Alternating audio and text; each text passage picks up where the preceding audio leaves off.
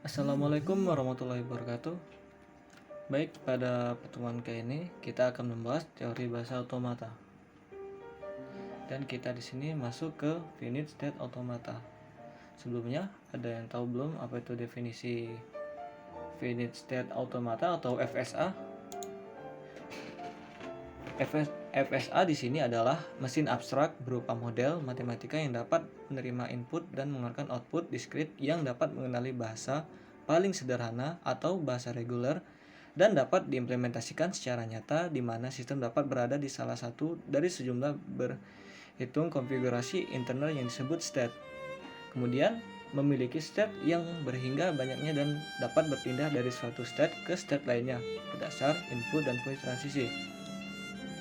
Kemudian cara kerja FSA. Cara kerjanya yaitu di sini mesin membaca memori masukan berupa tab, yaitu satu karakter tiap saat atau dari kiri ke kanan menggunakan head baca yang dikendalikan oleh kotak kendali state berhingga di mana pada mesin terdapat sejumlah state berhingga. FSA selalu dalam kondisi yang disebut state awal atau initial state. Pada saat FSA mulai membaca tab, perubahan state terjadi pada mesin ketika sebuah karakter berikutnya dibaca. Ketika head telah sampai pada akhir tab dan kondisi yang ditemui adalah state akhir, maka string yang terdapat pada tab dikatakan diterima. Kemudian simbol-simbol FSA. Yang pertama adalah gambar graf atau transisi atau diagram transisi. Kemudian yang kedua lingkaran atau state. Kemudian label pada lingkaran. Setelah itu busur tanda panah yaitu perpindahan kedudukan atau state. Kemudian label pada busur. Kemudian lingkaran didahului sebuah busur tanpa label atau state awal. Dan yang terakhir adalah lingkaran ganda atau state akhir. Di sini kita masuk tadi. Untuk simbolnya seperti ini. Yang pertama ada himpunan state, yang kedua ada himpunan simbol input, ketiga fungsi transisi, 4 state awal atau initial state, yang terakhir itu adalah state akhir. Untuk contoh gambarnya seperti ini. Ini yang disebut diagram transisi.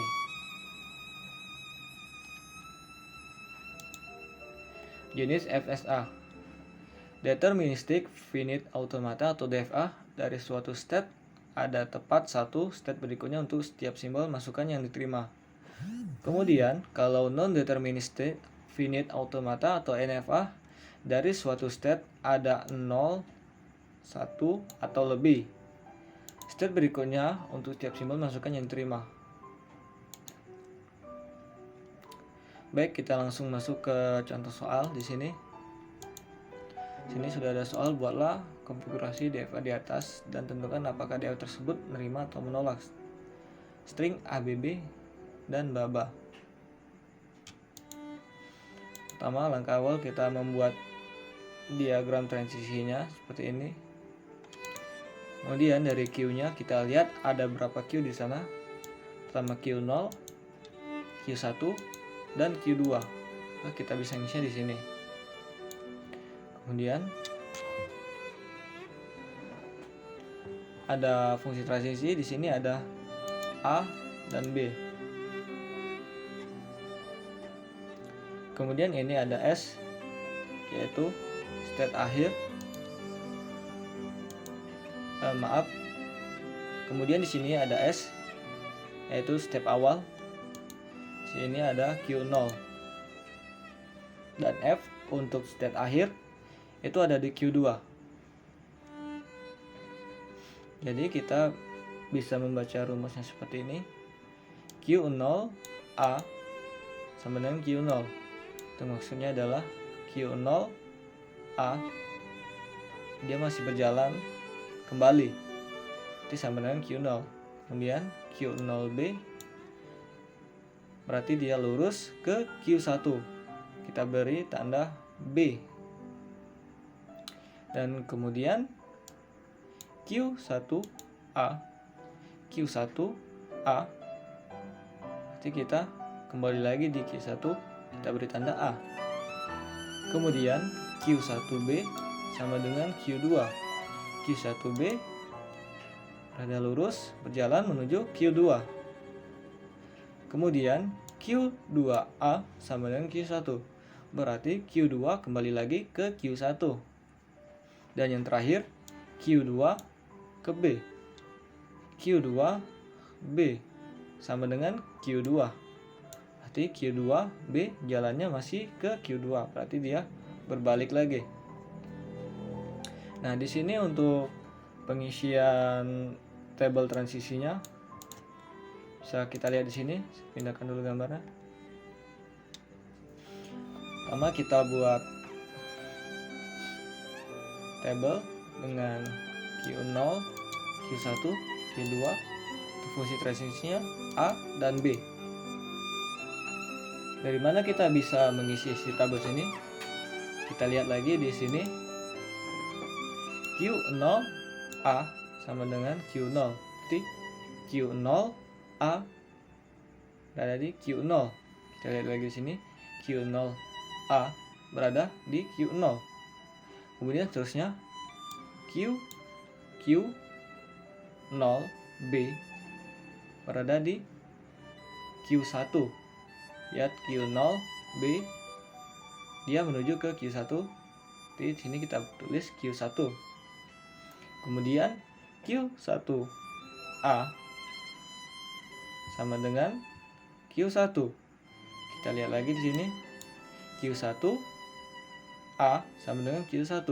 Q1 berjalan kembali ke Q1, hanya memutar. Jadi kita isi Q1. Kemudian Q1B sama dengan Q2. Q1B menuju ke Q2. Setelah itu Q2A sama dengan Q1. Q2A menuju balik ke Q1. Maka kita beri tanda Q1. Dan yang terakhir Q2B sama dengan Q2. Q2B memutar balik lagi ke Q2. Maka kita beri tanda Q2. Kemudian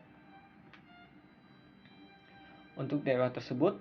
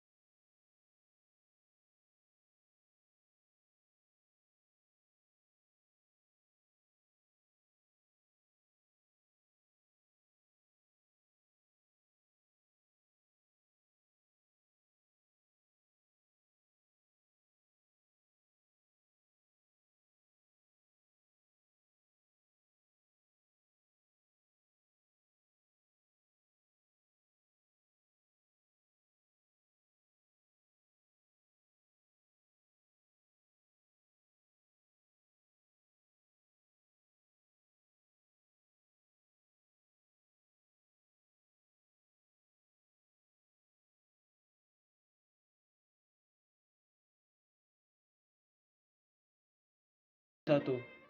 Karena di sini hasil akhirnya ada di Q2 tadi, maka jika menuju ke Q1 berarti di sini bisa kita tulis ditolak.